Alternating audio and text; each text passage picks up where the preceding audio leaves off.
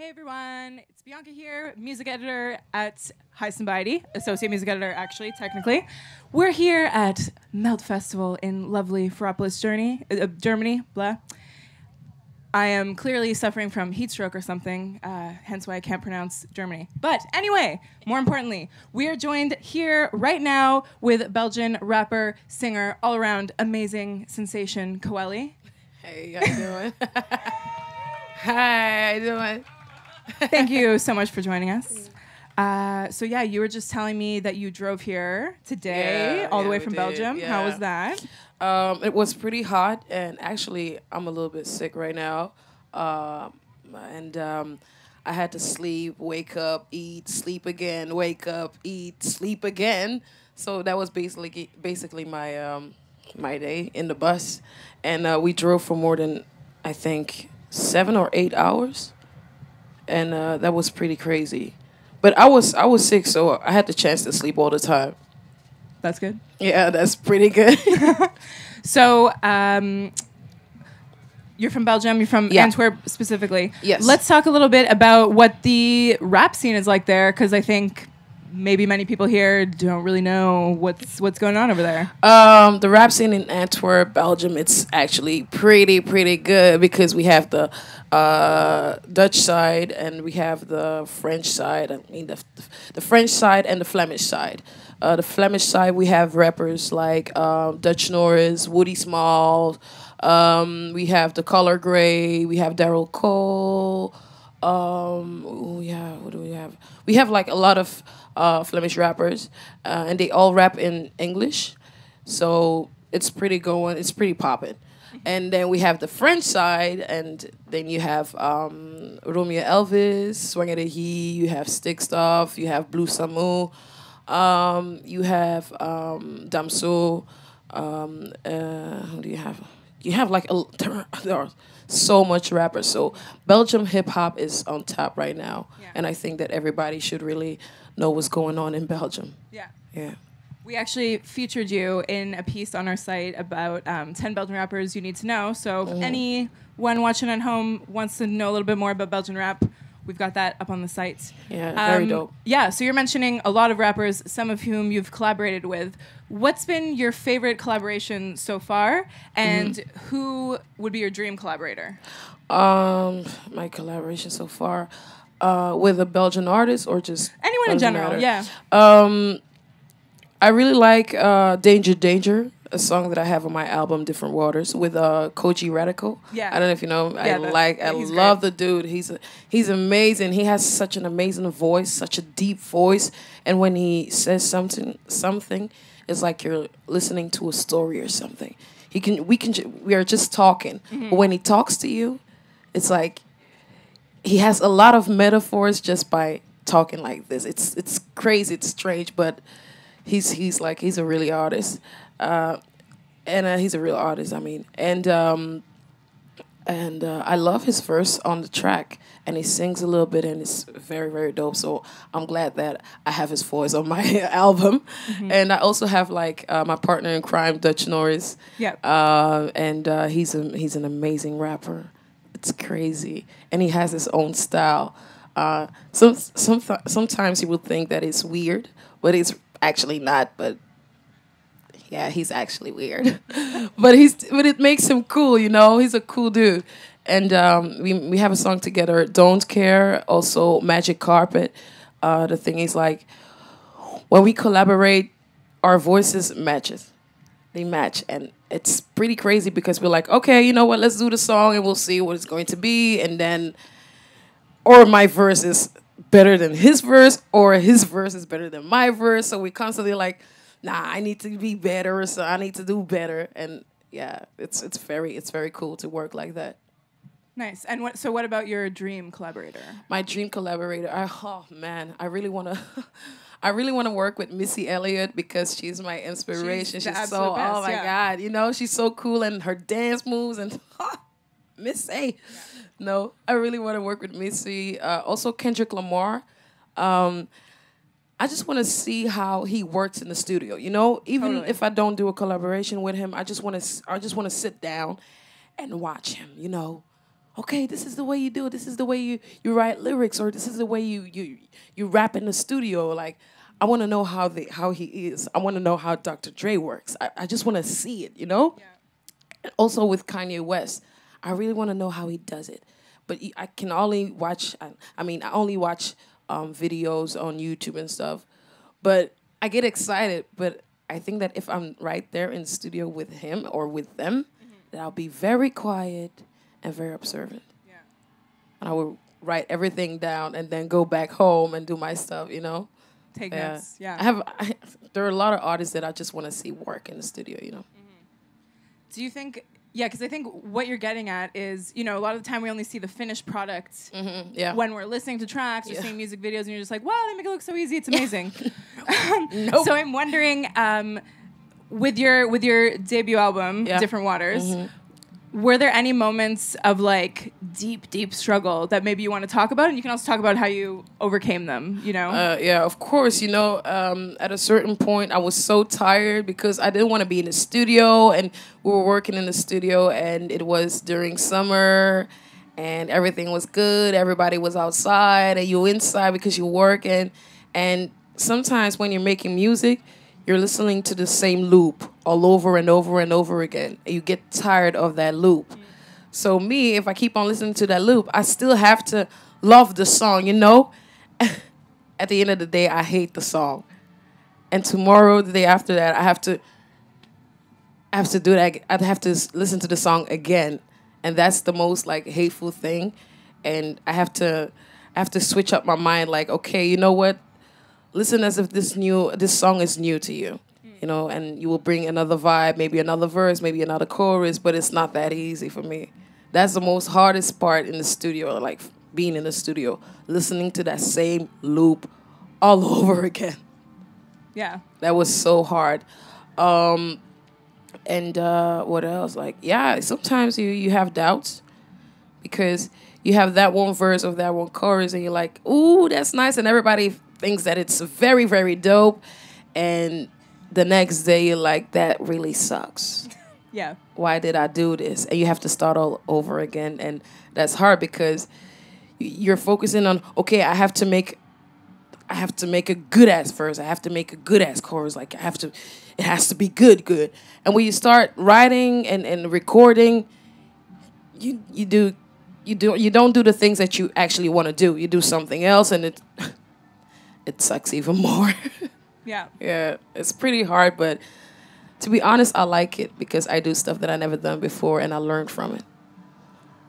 What's been the most valuable lesson so far in your music career? Patience.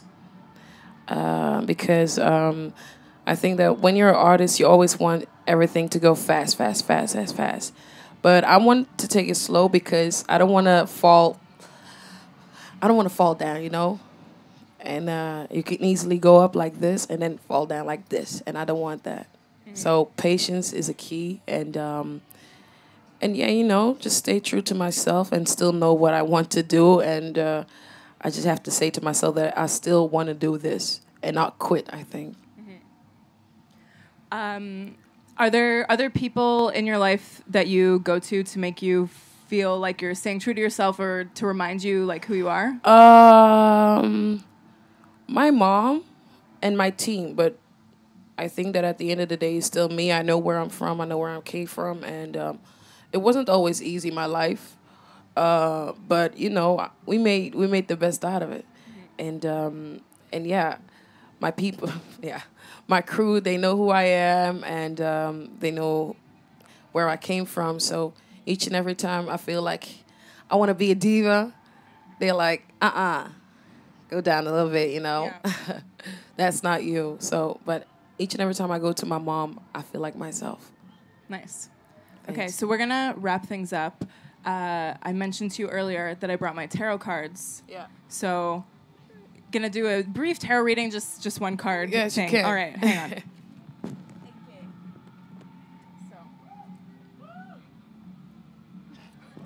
Okay. So. This is going to be scary. It's totally not scary, don't worry. Okay. Okay. Okay, all right. okay, all right. So just shuffle the cards for me. Okay. Until you think they're shuffled. And then when you feel like you're done shuffling, just make me 3 piles here. They don't have to be perfect piles, just like split it in the deck into 3. Oh my God, it's been a while that I did this. Like, I don't even know how to shuffle. Ooh. Okay. And 1? Do I have to pick out 1? Make me 3 piles. Okay. And then I'll tell you which card to pick. So yeah, just put the piles there. Yeah. Great. All right. Okay. Can you turn over that card for me, please? Okay. The one in the middle. All right. So what do we have here? Ooh. We have the Queen of Staves. Oh. It's a pretty good card. Oh. That's pretty serious. Okay. Just gonna refresh my memory here. Okay. So I'll just read the description to you. All right.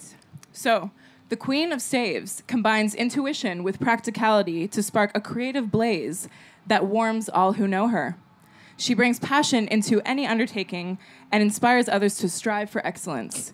When she focuses her will on a purpose, it grows with astonishing speed, like the sunflower that is her emblem. She commands great energy and power and rules with true nobility of character. If this card does not represent a person, it totally does, it may mean a time of creative innovation when old ways are challenged by new ideas. Okay, that's me. Yeah, that's you. That's definitely that's you. me. That's really me. So that's pretty scary. That's what I was saying. Wow. No, that's me. I recognize myself in that. Sweet. That's so me. So yeah, for everyone watching in the audience, for everyone watching at home, Coely, give it up for her. Thank you. Amazing. Thank you. And if you're here at Melt Festival, don't forget to check her out at the Melt Selector stage at 7 p.m., right? Yeah. Yeah. At 7 p.m. Cool. Thanks, Sorry, everyone. I just want to say one thing. My name Please. is actually Coely. Everybody says it wrong, but it's Coely. It's like Emily, but in French. Comme en français? Yeah, ouais. Émilie Coely. Désolé. Okay, Coely. So now we all know. I'm so sorry. I know, hate it's pronouncing okay. people's name wrong. Okay, so now we know how it's pronounced. Again, thank you to everyone watching here, watching at home. Now we're going to take it away to our editorial director, Brock, who took a nice tour of Melt's merch section.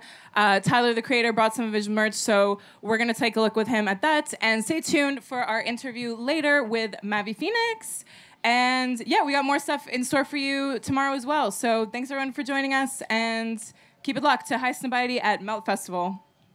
Hey, what up, guys? It's your boy BC Razzle. We're live here at Melt Festival. We're in the merch booth right now. We're going to walk down it. I'm going to show you guys what they got on sale here. Every day there's new product for who's playing. Today the special guest is Tyler, the creator, so we'll show you that right at the very end.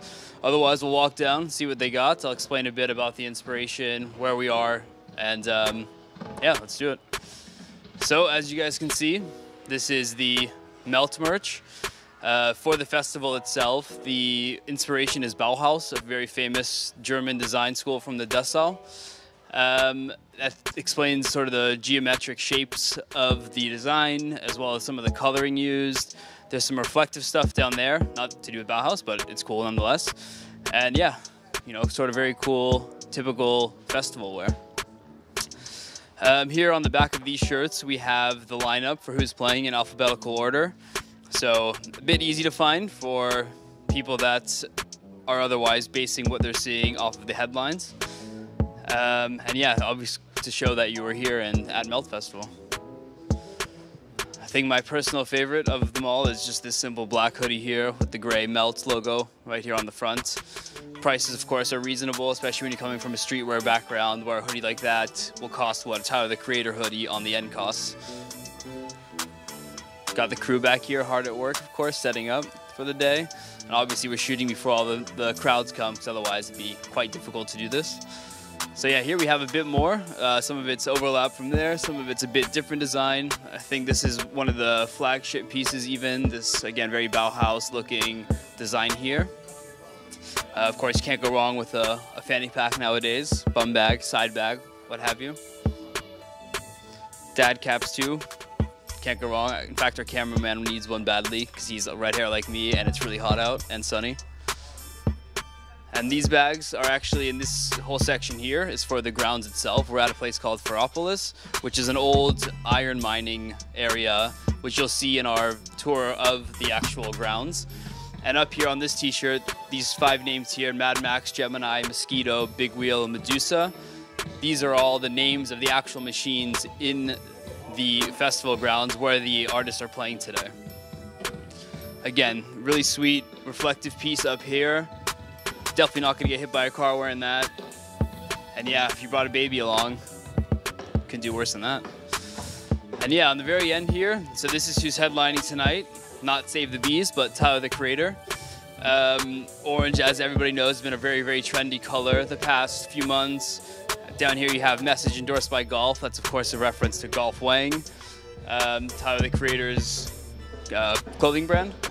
And on the end here we have a local sort of party commission called King Kong Kicks. And as you can see, they reworked the Antisocial Social Club logo and made it Antisocial Indie Club, along with 2 other designs. Of course, you have your Louis Vuitton rip down here, and up here you have your Joy Division reference. So yeah, all told, maybe this area right here is where people are gonna understand the references, they're gonna know who the artists are behind them. And yeah, as you can see, the prices, a bit different. Not quite sure why this says 15 here, and this one says 70 here. If I were you, I would buy that one, because it is the exact same as this, but 55 euros cheaper. And yeah, we'll be back here every day showing you guys what the newest merch is for the artists headlining that day. And otherwise, yeah, stay tuned for more. Thanks for watching, guys.